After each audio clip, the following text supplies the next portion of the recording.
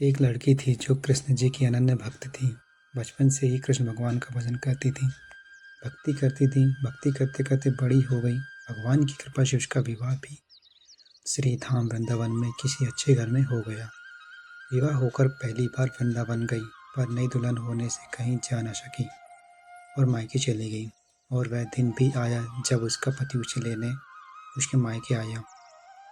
अपने पति के साथ फिर वृंदावन पहुंच गई। पहुंचते पहुंचते उसे शाम हो गई। पति वृंदावन में यमुना किनारे रुककर कहने लगा, देखो शाम का समय है, मैं यमुना जी में स्नान करके अभी आता हूँ। तुम इस पेड़ के नीचे बैठ जाओ और सामान की देखरेख करना। मैं थोड़े ही समय में आ जाऊँगा, यही सामने ही हूँ। कुछ लगे तो मुझे आवाज़ दे देना। इतना कहकर पति चला गया और वह लड़की बैठ गई। अब एक हाथ लंबा घूंघट निकाल रखा है, क्योंकि गांव है, ससुराल है, और वहीं बैठ गई। मन ही मन विचार करने लगी कि देखो ठाकुर जी की कितनी कृपा है। उन्हें मैंने बचपन से भजा और उनकी कृपा से मेरा विवाह भी श्री धाम वृंदावन में हो गया। मैं इतने वर्षों से ठाकुर जी को मानती हूँ, परंतु अब तक उनसे कोई रिश्ता नहीं जोड़ा। फिर सोचती हूँ ठाकुर जी की क्या उम्र होगी। लगभग 16 वर्ष के होंगे। मेरे पति 20 वर्ष के हैं, उनसे थोड़े से छोटे हैं, इसलिए मेरे पति के छोटे भाई की तरह हुए और मेरे देवर की तरह, जो आज से ठाकुर जी मेरे देवर हुए। अब तो ठाकुर जी से नया संबंध जोड़कर बड़ी प्रसन्न हुई और मन ही मन ठाकुर जी से कहने लगी, देखो ठाकुर जी, आज से मैं तुम्हारी भाभी और तुम मेरे देवर हो गए। अब जो समय आएगा जब तुम मुझे भाभी भाभी कहकर पुकारोगे। इतना सोच ही रही थी, तभी एक 10-15 वर्ष का बालक आया और उस लड़की से बोला, भाभी भाभी। लड़की अचानक अपने भाव से बाहर आई और सोचने लगी, वृंदावन में नई हूँ, ये भाभी कहकर कौन बुला रहा है। नई थी इसलिए घूंघट उठाकर नहीं देखा कि गांव के किसी बड़े बूढ़े ने देख लिया तो बड़ी बदनामी होगी।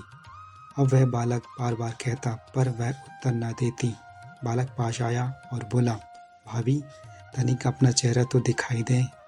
अब वह सोचने लगी, अरे ये बालक तो बड़ी जिद कर रहा है, इसलिए कस के घूंघट पकड़कर बैठ गई कि कहीं घूंघट उठाकर देख न ले।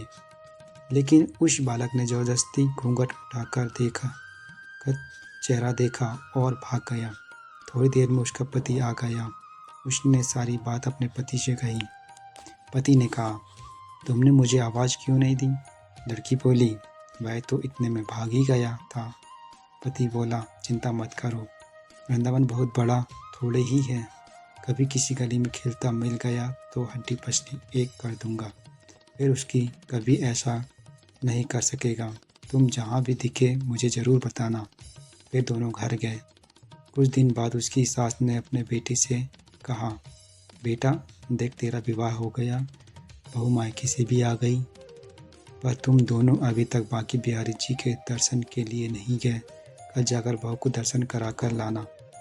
अब अगले दिन दोनों पति पत्नी ठाकुर जी के दर्शन के लिए मंदिर जाते हैं। मंदिर में बहुत भीड़ थी। लड़का कहने लगा, देखो तुम स्त्रियों के साथ आगे जाकर दर्शन करो, मैं भी आता हूँ। अब वह आगे गई, पर घूंघट नहीं उठाती।